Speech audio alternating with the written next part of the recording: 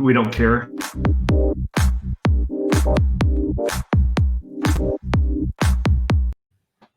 All right.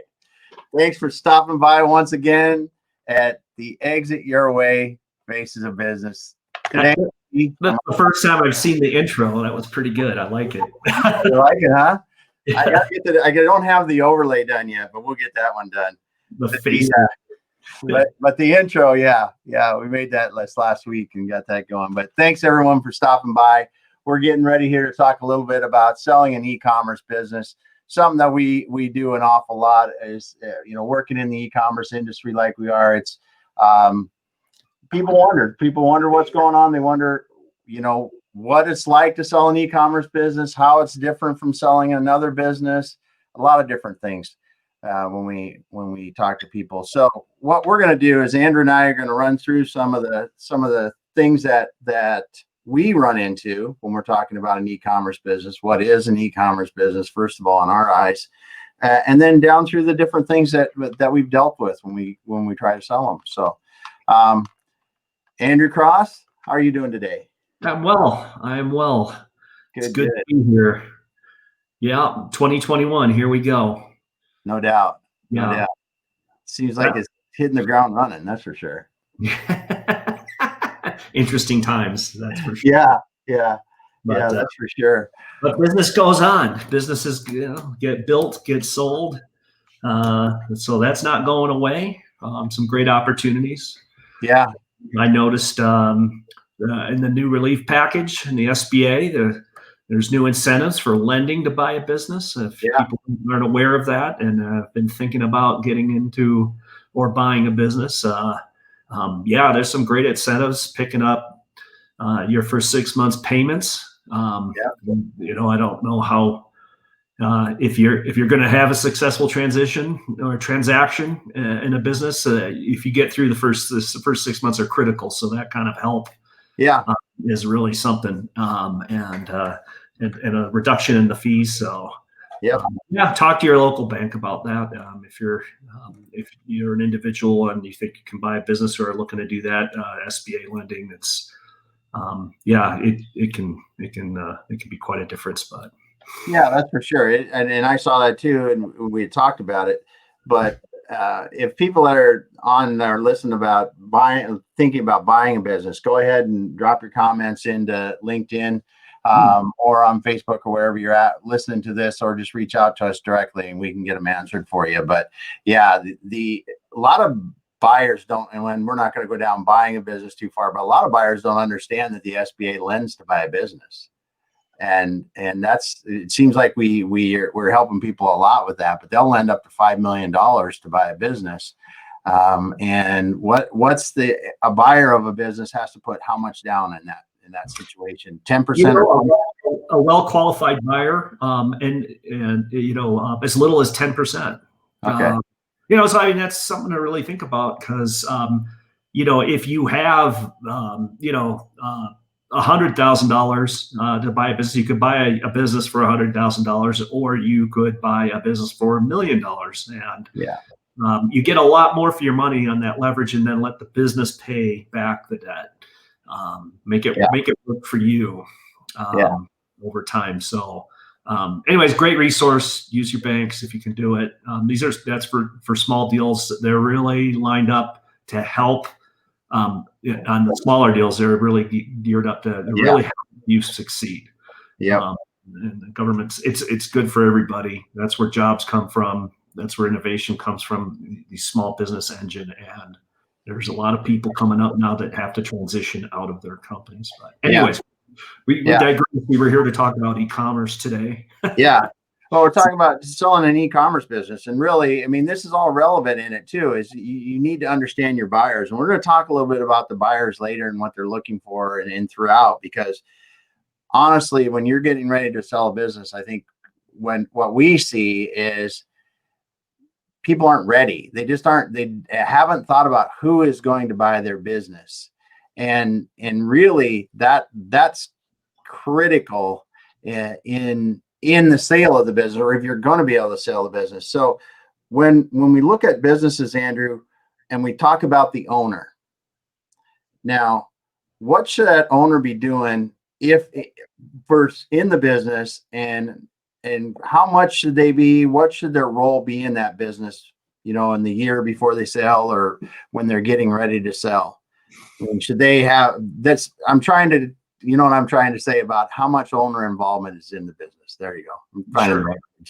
I mean, if you look at it from a value perspective, and the value of companies, valuations are done too, and the buyers, that's what they're doing, and they all have different ways of valuing business. And then there's professional people who evaluate businesses, but the people who are running the business is a key component, a key factor, your management team. And typically in these smaller deals, the owner is generally an operator of the business, is integral and critical to the success of the business.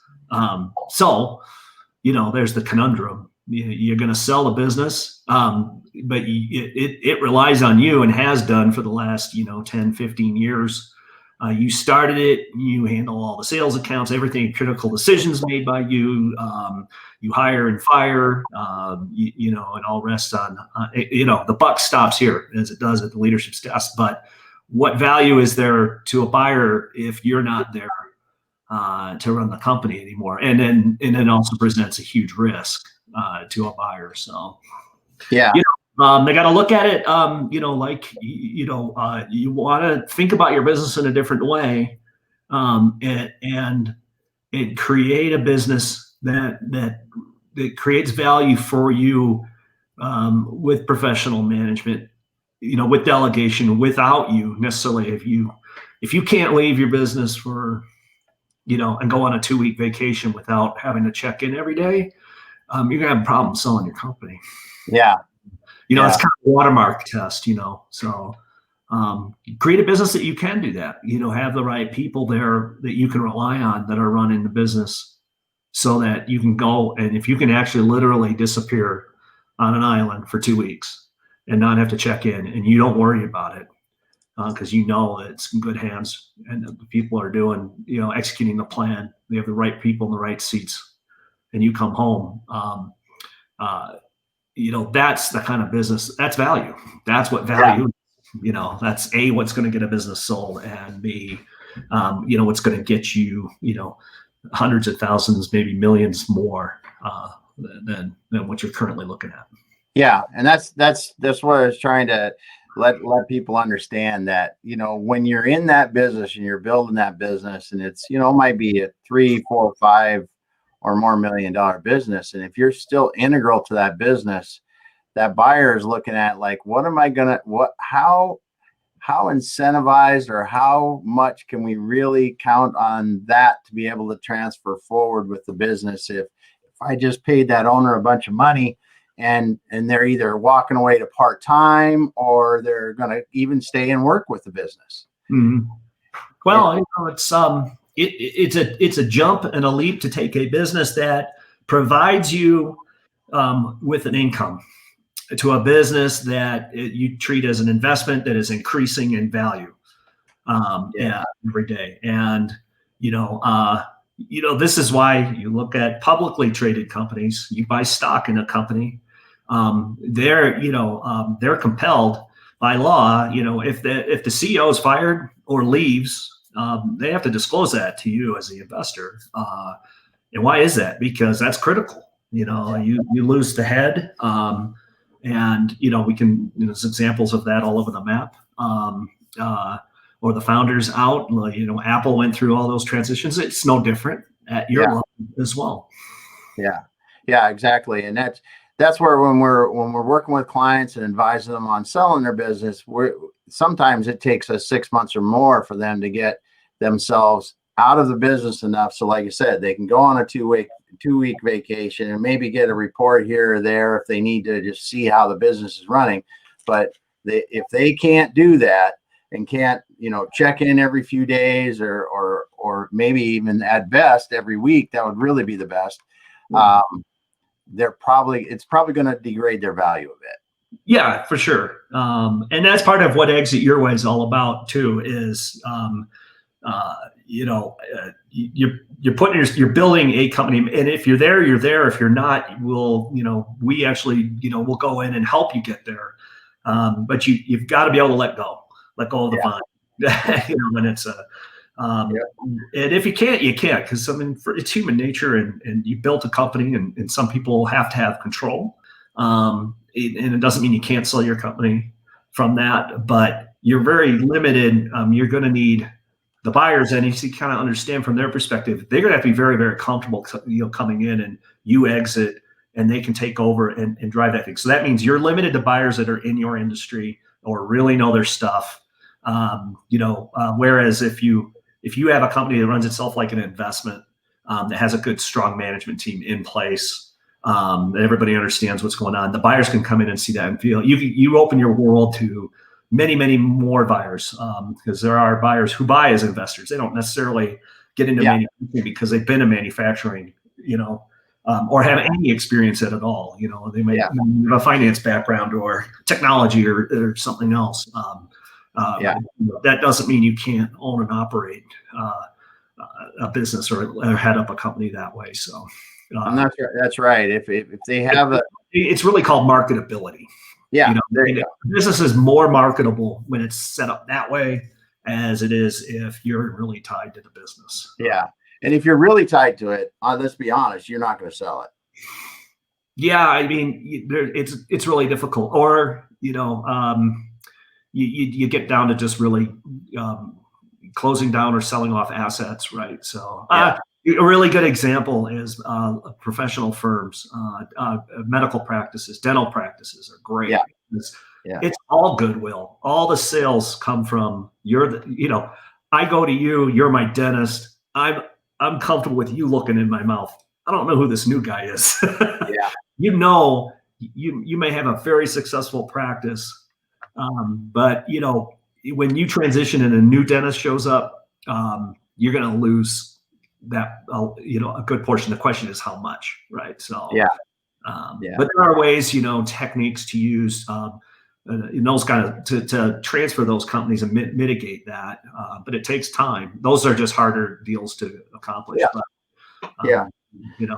Usually you get paid, because, the owner, then the dentist, has to stay on after for a much longer time than typically you would be required to transition to the. That's the other thing too, is if you're a lot of times in deals, the owners are expected to stay for a little while, but if you're really part of the business and you are lucky enough to get it sold, you may have to stay for a year or more in a position of some sort if you don't have it set up right.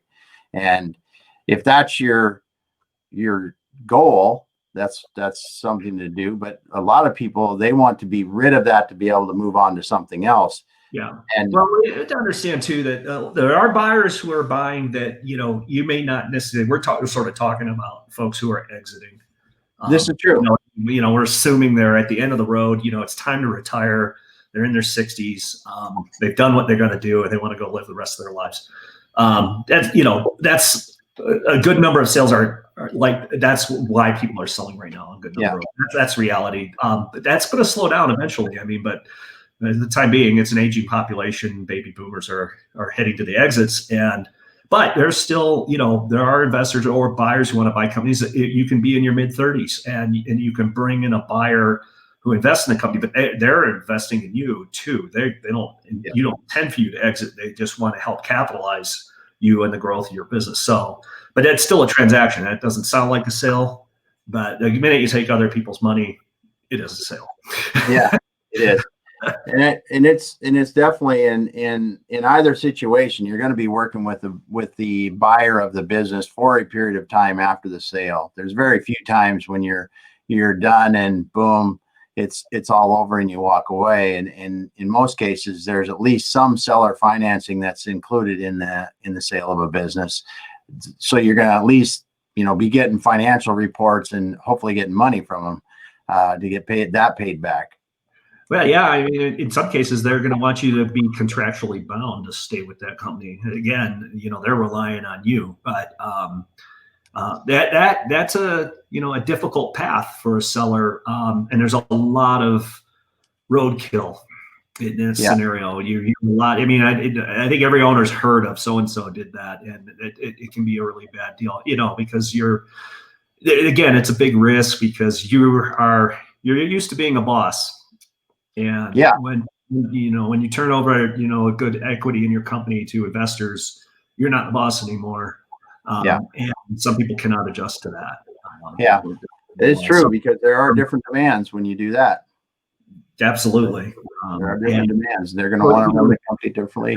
That kind of thing proceed with caution, or capitalizing, but you're a partnership in that scenario, and evaluate that carefully. They may be financial partners, and there's plenty of good stories about that too, and it works. There's several I know of currently that are doing it. Some good private equity backed expansion plays where somebody's got a good business, they're at the right point in their career. If they could acquire a couple companies to increase quickly, that's a great way. The equity people love that type of investment, and they'll buy some in the existing company and then buy 2 or 3 or 4 or 5 or 10 more, and build it up because they get an increase in value when they do that. And when you come back to the e-commerce, I think that happens an awful lot in there because people start to buy up similar products. Like you could be selling specialty pet products, like we've dealt with that before. And you find someone that's making leashes, that's now making dog bowls, that's now making, whatever, dog sweaters, custom dog sweaters. It's just, and you put these together because it's really, most of the time, it's not that hard. Unless you've got big manufacturing operations that are tied behind them or something. But a lot of people are doing that just to be able to aggregate revenue and selling power, through a website or multiple websites. And because if I'm selling pet products and I'm selling leashes on one website, and I can add dog bowls and dog sweaters on that same one, you're going to sell some on there, and vice versa on the other websites. And there's some good synergies there for people looking to acquire revenue rather than grow revenue. Yeah, absolutely. Acquisition strategy, obviously big companies do that, and there's no reason smaller companies can't either. But yeah, e-commerce is interesting. We've been working in it now for the past 5 years. It's some of it's a mystery because here's the thing. I went to some of the clients that they were ready to exit their e-commerce companies, and I went to do a deal. It's a deal. How do you sell an e-commerce company? It's no different than selling any other kind of company. So I went there to look at I dug in to find out what's the market like for e-commerce companies. I found out there is no e-commerce industry. Right. So I can look up a machine shop. I can look up a retail location. I can look up restaurants, and they're all identified. They've got they've got identifiers, NAICS codes. There is no NAICS code for e-commerce. You can look it up. That's a great point. If you're just looking at a government category for a type of business, the closest one you can come to is catalog merchandisers. Yep. That's the NAICS code they throw on e-commerce in a way. I mean, it's a catalog. It's online, but that's the nature of the business. But I find that's interesting because everybody's talking. E-commerce is hot right now, and it was really interesting because we couldn't really know, how do we value the e-commerce companies? There aren't really, what is the market? You're right. You've got mom and pop there selling a product. You've got big manufacturers with using e-commerce. But the e-commerce, guy selling aircraft parts is a completely different business than the mom and pop who invented a product out of their garage and are selling it, directly. Right. Obviously, the big players in e-commerce, Amazon has written the book on how to do that, and they are an e-commerce company. And if you peel that back amongst other things. Their platform, they saw a lot of different things, but when you're looking at a company like we would be working with, you make a great point, because if I'm a reseller of products, say I'm selling this mouse on my desk here, and I'm reselling that thing. Well, what do I really have as a company? I have inventory, maybe. If I'm drop shipping, then it's not. I don't even have inventory at that point. I have a sales channel that's generating revenue. That's what I have. And you can be in e-commerce and have no inventory. Exactly. Whatsoever. So it's I love the business. It's interesting because e-commerce is it was really interesting for the companies we worked with to go look at who's out there, who's in e-commerce. And, there's a big, if we look at it, only 2% of all the revenue in e-commerce worldwide is in like 3% of the businesses. Then in between the middle-sized companies, there are hardly any. And then everything else is under $1 million in revenue. So it's basically mom and pops selling, solopreneurs, doing stuff through e-commerce. And I think so. Some people manage to scale it up. And if they're getting over 30, 40 million in revenue, they're getting scooped up by the big companies. So that, to me, I just see a lot of opportunity there. Yeah. Because e-commerce is a way to, it's really, at the heart of it, it's a way to go direct to your customer. Yeah. When you're selling a service, even if you're selling services or products or anything else, you're cutting out the middleman. I've expanded your sales channels all over the world. So the art of e-commerce is really just it's really understanding those channels and managing them, right? And it takes a lot of work. It takes a lot of work because there's a lot of noise in there, and it's hard to get attention. And also, as we discovered too, the fastest. I mean, you can go to Amazon and they'll give you a playbook on how to open a shop. Yes. And if you can put the right products in there, and if you can put enough of them in there, and you can sell a few of them all, you're gonna be just fine. If depending on what your inventory situation or how you're doing that. Some people use drop ship vendors where you have no inventory. Some people have inventory. They'll sell on an FBA type platform where Amazon's handling the shipping and all that, or they'll do it themselves out of their home until fortunes are made, great businesses are built, and Amazon is the path of least resistance. You're going to get sales if you work with them, and you want to put it together. And you don't have to be a tech guru to do this. No. I mean, one of our clients that we worked with, and he built up to a company that was a $20-30 million company. Yeah. And he was a salesman. I mean, he sold products, and he loved doing it. He loved bartering. He loved going out there. He loved the whole process of selling. He didn't know anything about tech, computers, but he just bought a book.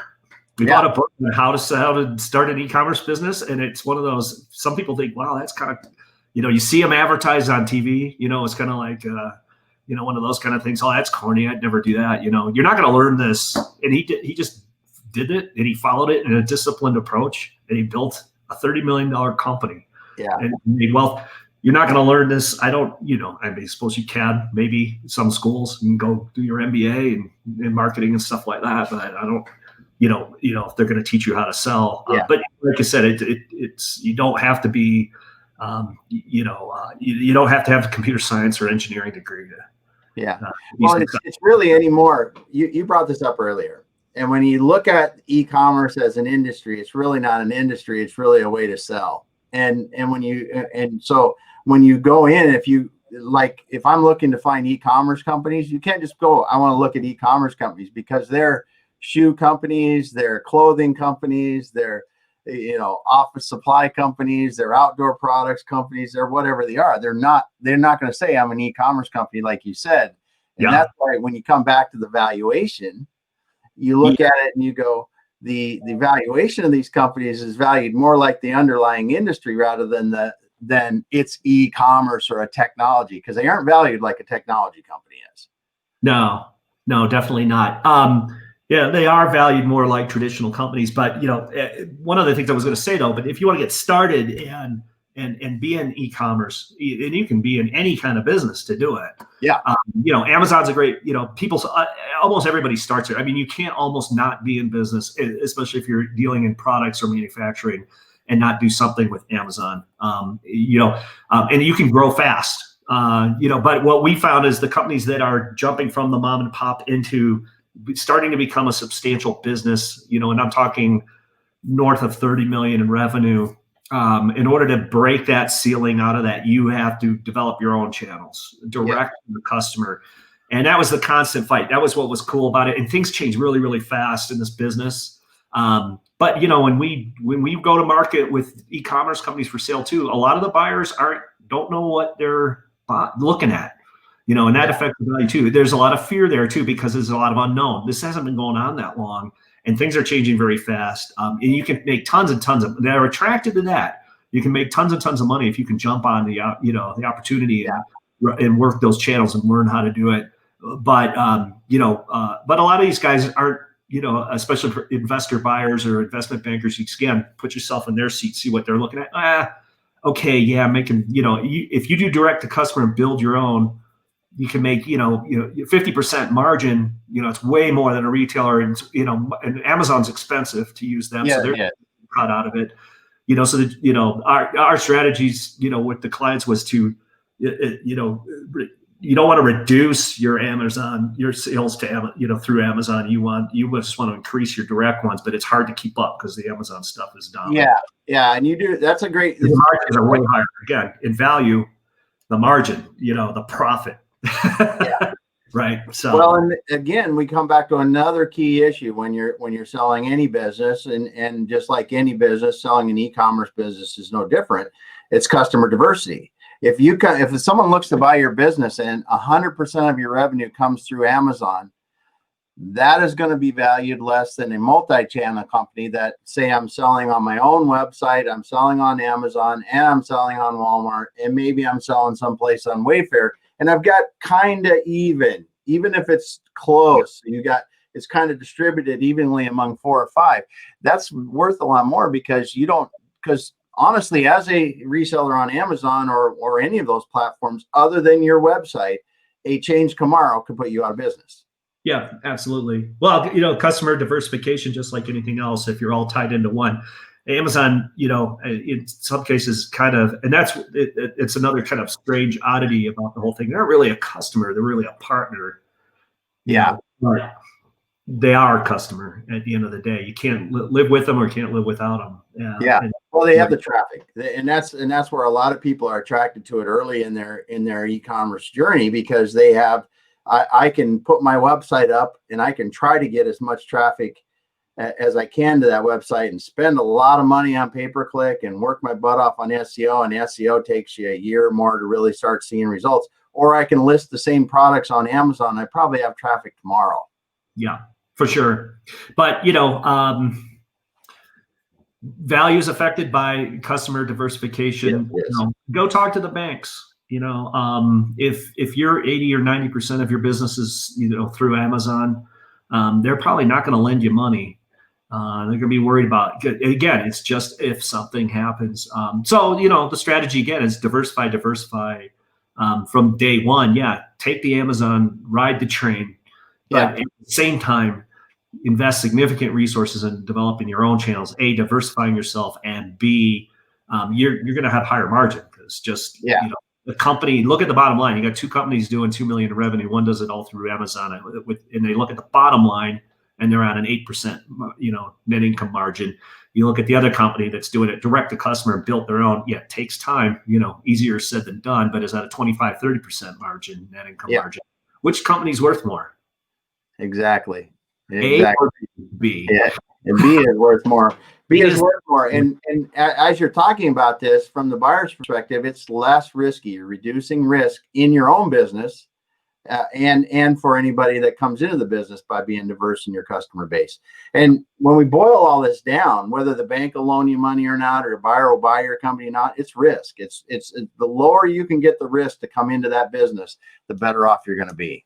Risk and I think about it, size as well. Like I said, what's really interesting is in e-commerce, there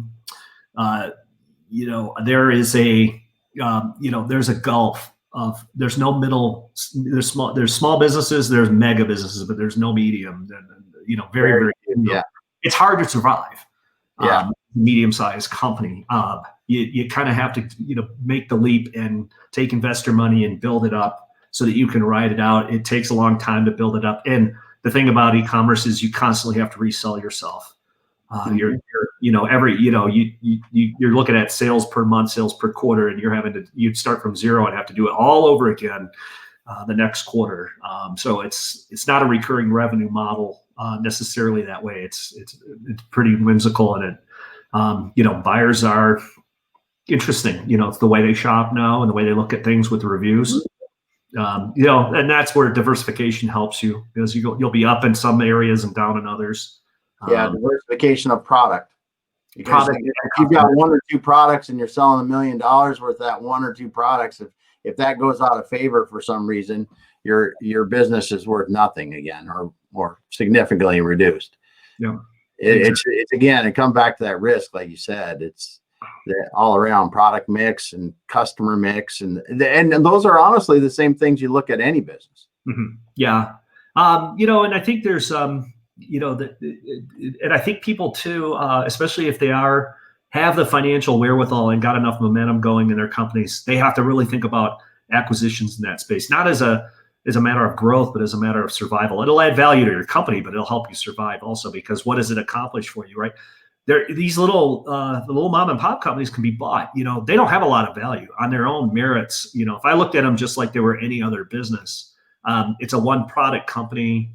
Maybe they're selling 2 or 3 products or something that, a person invented. But, then you look at their margins and what they're making. They're barely making enough to pay themselves. Maybe less than $1 million. They have 800,000 a year in sales. And if they're doing a 10% margin, which would be great, that's $80,000. And if they pay themselves $60,000, yeah. At the end of the day, that's a living, and you could go get a job for that, and you're working 10 times as hard running, your product through. However, so those companies don't value very well. No one wants to come in and buy, what are you going to spend to buy something that just clears you $80,000 a year? Yeah. And you don't have to do that. You can go get a job somewhere, right? So you got to get above that threshold. But there's opportunities to buy those kind of companies because if you're a $15 million, $20 million company and they got $1 million in revenue, it's only $80,000 on its own, but tucked into your company, you're adding another product, another customer line base, a little bit more diversification. It might be worth spending a little bit more money than you think. Anyways, things to consider. And again, it's all about how the professional buyers evaluate companies, so it's a little more art than science, but if there's synergistic or strategic reasons, but usually, it's rare to see a small business owner, or I'm talking a medium-sized business owner, is doing $20-25 million a year to think like that. They're not thinking about go in and acquire the company. They're just thinking about getting more sales and grinding out and organically growing their company like they have been. But if they can, think about that, it can be done. It's an untapped market because most of those companies are completely overlooked. No one buys them. Yeah. They either sell, they fold up. They don't.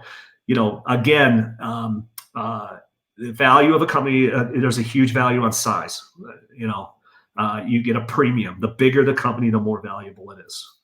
Because there is a size premium. It has to do with there's less risk. If you're a $100 million company and you've been around for 10 or 15 years, that's going to be worth more than the $3 million company that's only been around a couple years.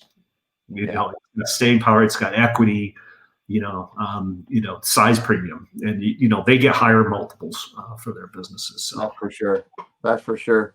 So so back to a couple things, and we'll move on, because I think we're going to cover a couple things about some diligence and COVID and some other things. But so when we look at value on these companies, and correct me if I'm wrong, these aren't going to be an e-commerce company just because it's selling e-commerce is not going to have usually some crazy high multiple like you would hear in a tech startup or something like that. It's more traditional because it's got revenue and it's generating profits and those kind of things. Correct? Correct. Okay. Just want people to understand that, because we do get approached by people that have an e-commerce business, say, oh, my growth potential is so huge and I should get, 4 times revenue or something like that, which is just simply not going to be the case.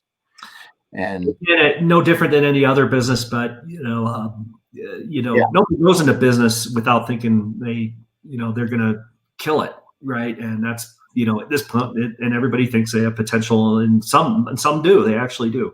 Yeah. And it's just like any other business. E-commerce is no different. People buy businesses because of potential, but they don't pay for it. Yeah, that's the other thing we always say. We always tell people they will buy because of it, but they won't pay anything for it because it doesn't create any more value today. Yeah, but potential is a funny thing, and the more believable it is, the more value you can generate from it too. So, talking about potential is great, but really starting down the road and demonstrating that your potential is starting to get realized can unlock, and buyers will pay for that, but they have to make them believe it. So yeah, Kenneth says it's all about the money, honey. Show me the money. Show me the money. Yeah, money, 'cause it is. I mean, at the end of the day, and this is another thing for anyone selling a business, you got to remember is that the buyer of your business needs to be able to pay the investment back and make a return on it. I mean, that's the long and the short of it. The time that they're going to take to pay that investment back off, that's their choosing. The return that's good for that they desire on that investment is their choosing. So if you come in and you have $1 million in sales and you have $100,000 in profit, and you want somebody to pay you, $4 million for this thing, well, that's going to take you 40 years to pay it back with no interest, right? So it's just, you got to think about these things to be realistic on the value. I mean, it's math. Yeah, it is math. There is a common sense approach to it, because these are businesses and these aren't startup companies. These aren't tech. No, they aren't. They aren't. Yeah. And people may come in and pay, put money into those companies. But it's not quite what you think. You're not really cashing out, like, before you get to an IPO and cash out at that level. A lot of other levels of finance happen in between. Yeah. And by the time you do, and even these guys, even the ones that do, the very, very few that actually do get to an IPO and cash out big and become billionaires overnight, they've already sold off a lot of that company before they got there. So. Whether it's the angel investors, the venture capital companies, and there's a cost of that capital all the way through. All the way through. Yeah, and it's no different. The cost of capital for the business owner who's doing under $1 million in revenue, you can find out you're borrowing. Where do you get the money from to grow your business, to start your business? Friends and family. There's a cost. There's a cost of that capital too. Yeah. Now the other thing is too. It's expensive. Yeah, it is. It's very expensive. That capital, the startup capital, the venture capital, any of that money is very expensive. And as you're a business owner and you're going, okay, how do I do this? That cost of capital is significant. Yeah, it's something that again, for selling your company, understand that. Because get in and learn that. Most business owners really understand their craft and their trade. Let that financial IQ and the cost of capital, so they come around. Eventually, the crow comes to roost, because you're in business for 10 or 15 years, and then you go, God, did I pay a lot for that to get here? And it's expensive, and it also can put you out of business really fast. That's for sure. Yeah. One of the things that someone selling an e-commerce business might get surprised by when we start to go through it is, if you and I are in an e-commerce business and we decide, hey, we're going to start it, we're going to get into it, we're going to sell these products, and say we're selling pet products, and say we're selling a specific pet product, we're going to only sell dog leashes, right? The buyers may ask them, sell a company that sold dog leashes. Yeah, I know, we did that. So that's why I think that it's easy. But a buyer is going to ask, what is the market for dog leashes that you sell to, and how big is it? Yeah, there you go. And that's understanding your market and your industry. That's not e-commerce. That's pet industry. It is. It is. Industry, in that particular instance, that was a great space to be in. It's It's one of the it's one of the most, in all of e-commerce, it's one of the most active industries. Yeah. Aftermarket automotive parts, I think, is number one. In pet products, I don't know, might be 2 or 3 of all industries. Home and outdoor products is really strong now. People are buying dogs. They spend, the spend per capita on pet owners is just continually gone up. We don't know where the ceiling is on that. There's great opportunities. People have jumped in, and e-commerce is a great way to be a business. Again, what do you want to do to sell it? Okay, well, if you think about it that way, I don't think people, they didn't get into selling dog leashes. They just had a dog that kept chewing and destroying their dog, their leash, their puppy, and he go in his garage and he built one that he couldn't chew through. And then he said everybody started asking him for them, and he made some more for some of his friends, and then he started selling them out of his garage. And next thing you know, he's $3-4 million a year in revenue on leashes. So he's not thinking about, hey, I'm selling this business. It did come. He finally kind of accidentally got there and was like, I got something here that somebody might really want. But but if you get out the gate, look at the buyers. People who do buy companies up like that too, right? Who the strategic buyers are the best buyers. Can you get in a position where it's complementary to them, right? Again, what does it do for them? Understanding your avatar. Okay, I'm going to sell this to a medium-sized company. I want this because it's going to add, $3 million to their top line revenue and add another, 100 and maybe 200 or 300 more clients, and diversify. What's it do to their value by acquiring you, right? Yeah, and that's there are some different acronyms that people hear when they do that. If you started in e-commerce, you may not lose them, but the long-term value of the customer, how much of that they're going to spend over the life of their relationship with you, how the customer acquisition costs, how much it costs to get that customer in, because there's more than likely there's advertising spend that has to come to get that customer in. And those are some things that you may not be familiar with, because you did, like you said, you literally invented a product, built a business around it, and you're that business. You're not an e-commerce business. You're that business owner that built a business. Yeah, here's another area too. Let's think about it in kind of like territory development. A lot of the bigger medium companies, they kind of own, 3 or 4 states in the West, right? But if you can come in and, kind of get control of your market in your state, that's territory expansion for them. They can add a state to their business model overnight, right? Whereas, okay, I want to get into Idaho, for example. And we did have a company that did this. It got sold to a player who was looking to expand into Idaho. And they had a 4-year plan to expand into Idaho, hiring employees, putting in offices, advertising. And we came across our little deal and went, oh, well, you guys have already been here for 5 or 10 years. Boom, business was sold, right? Solving, and what would you pay for that? What's the cost of expanding for 5 years? So what's the value of the company? Who cares? They're profitable. They're making money. They own a territory. Those kind of acquisitions are, and you can build your company to be attractive to a player like that if you pay attention to your market and your competitors and everything else.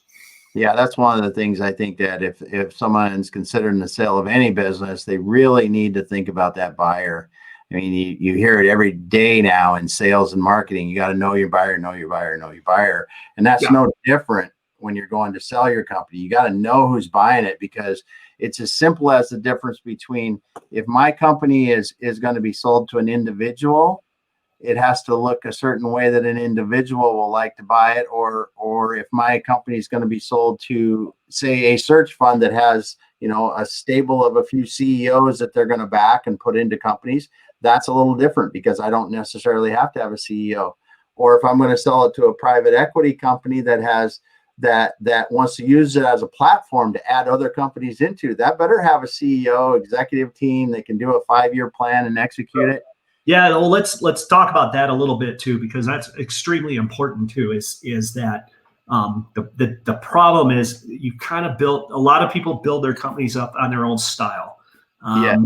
They've got their own way of running it, their own way of checking in with things and stuff like that, which is, there's nothing wrong with that. Nope. But there is a standard, basic, fundamental block and tackle management structures, techniques, and positions, and it's recognizable. I guess it's like accounting too, and the financial part of it. You do your books a certain way. If you're a small business, you don't have to do them that way. But if you should set them up that way, because if you do it different's okay. But if they walk in the door and don't recognize it, I can't, if it doesn't fit with, a lot of the reasons the bigger companies don't buy the smaller companies is their cultures are different. It doesn't fit within our management structure, but they're running the company. It's okay.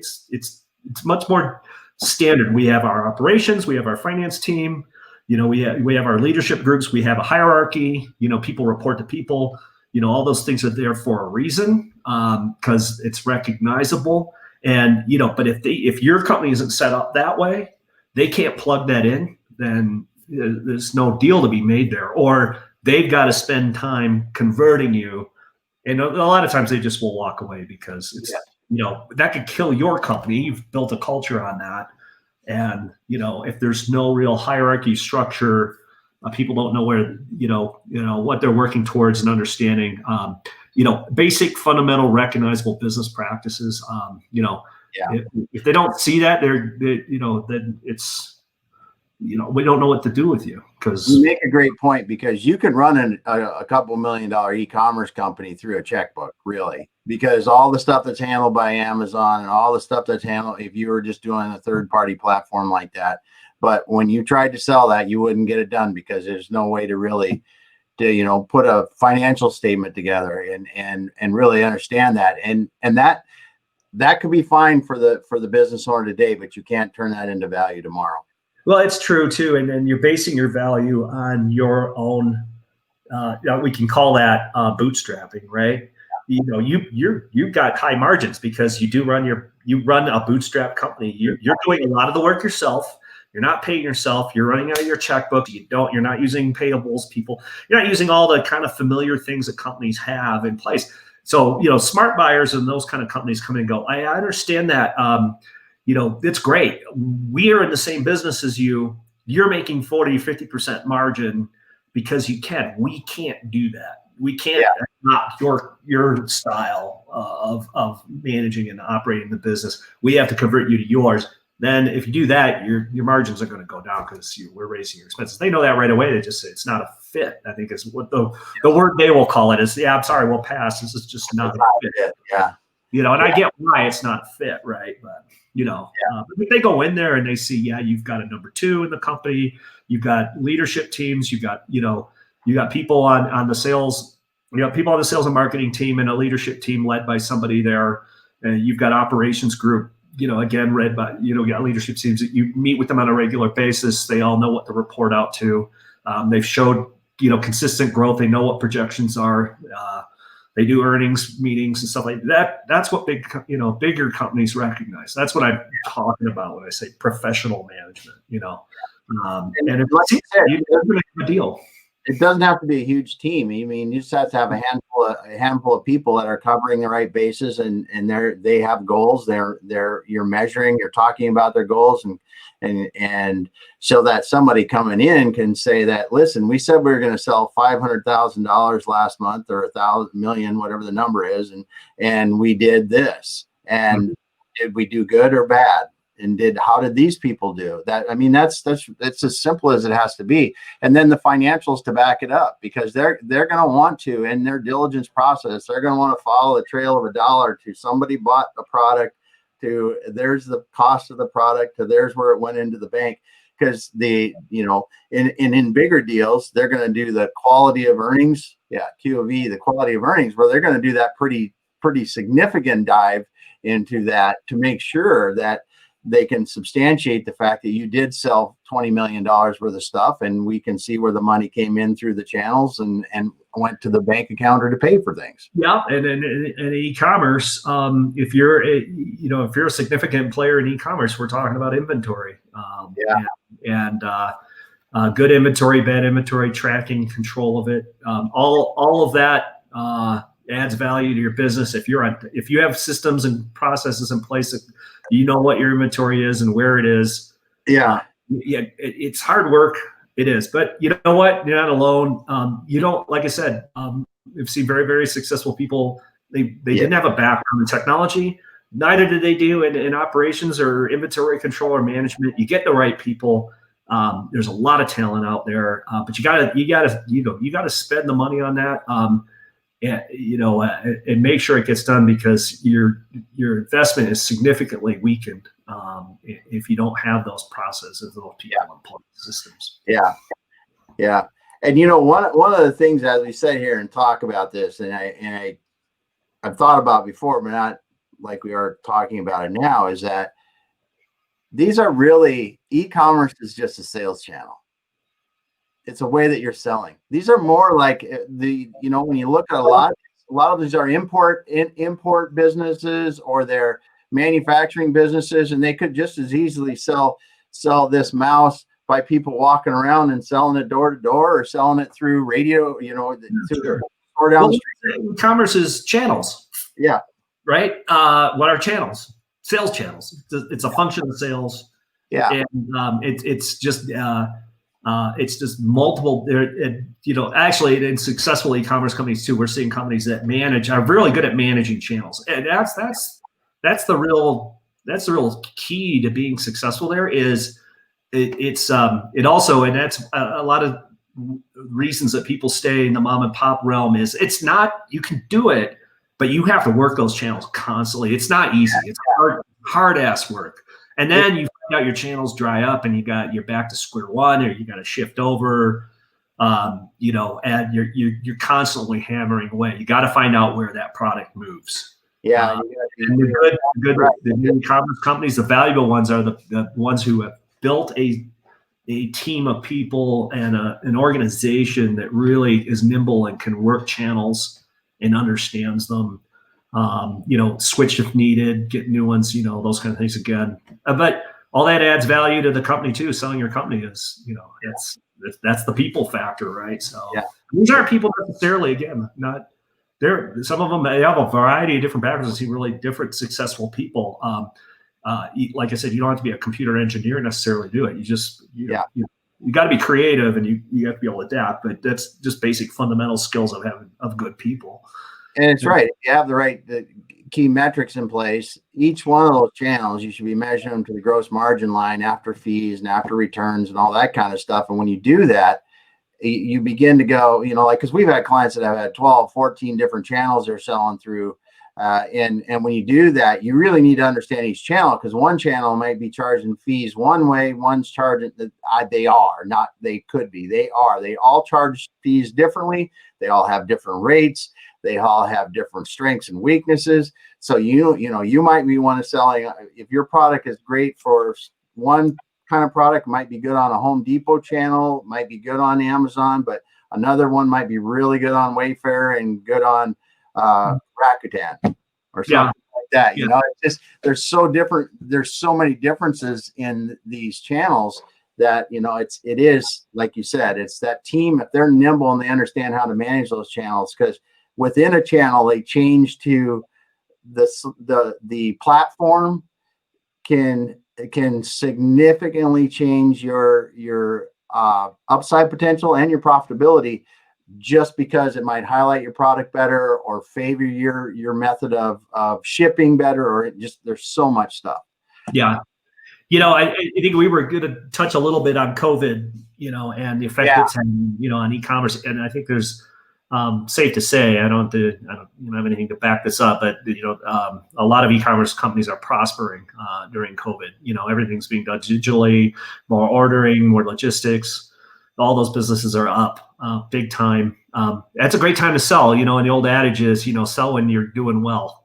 That's a hard thing to do for a business owner, and especially the ones who are heading towards retirement age. They usually want to sell when they want to sell when I'm done, not when I'm doing well. If you want to get value for your company, and often that's a sad story, because they're pretty disappointed when they get there and finding out it was worth they're not going to get near as much as they thought they were. Have an idea where you want to go and get out, but build it. Things get sold when all ships are rising. It is pretty obvious, but the real question is, where is the top, right? Where, no one ever knows, right? You just have to make that decision, just like when you're selling your stock, sell high, you want to buy low and sell high. If I double it, I'm going to unload it. You got to have that kind of mercenary kind of,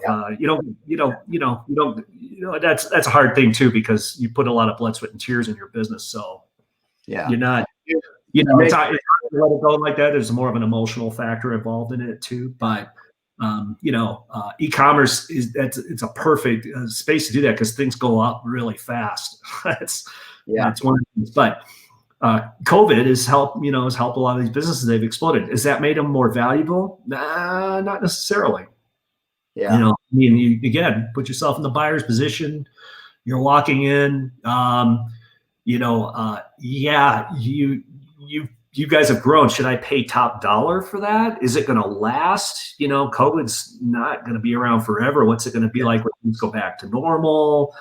Again, you create the value in a company just like anything else. You have to have, you have to have a really clearly identified strategy, and you have to have a track record. If you want to get potential, you got to start showing it, but you got to address the risk. And the risk is COVID's not going to be here forever. And then, and then what are you doing, if you jump from 5 billion in a year in sales to 20 million in the last year, what are you going to do to maintain that? I grow it, because honestly, if it's going to fall back to 10 million, it's too risky for somebody to buy it. It isn't going to happen that way. So you really better, if the COVID bumped you up, 3 times, you better be figuring out how next in 2021 and 2022 you're going to grow beyond that. Yeah, and conversely, we've had businesses that have been affected by COVID negatively too. Yes. But again, this is where we're different. Rather than just working on the deal, we work on the company, because if they've been a good company, again, this is a temporary blip. How does that affect your valuation? Well, right today you're low, but there's absolutely no reason. People will be going back. Your customers will rebound. You'll be, it's a matter of when. And so as far as valuation goes, not that much effect on it. So you could probably sell your company still, even if you have a down year because of COVID, because the buyer's going to come in again and go, yeah, that's fine.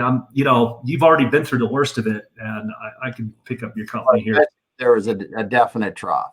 That's the thing that we've seen in some of our clients. There's a definite trough. It hits, and the sales have come back, and some have come back to near normal. And that's where I think the exit your way is to start showing, that potential, right? So if it's coming back, it's just a matter of making the buyers feel comfortable with the risk. Your strategy is accounted for it. You have enough cash.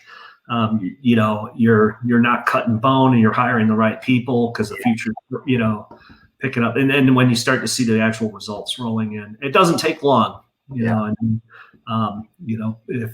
it's momentum, and it was when the buyers start to see a company that has built a company that understands how to keep momentum going.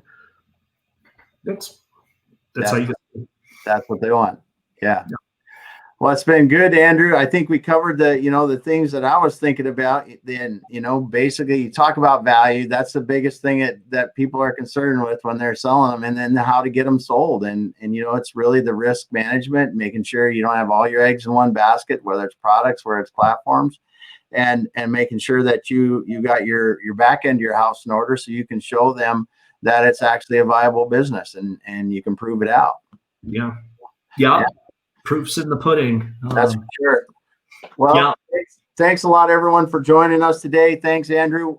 Again, talking about selling an e-commerce business. If anybody has any questions, they can reach out to me directly on LinkedIn, or Andrew on LinkedIn, or email us directly. Just get on our exityourway.us website, and we'll get back to you with your questions. But it was wonderful talking with you today, and we will be back again next week with some other great guests. Right. Thank you.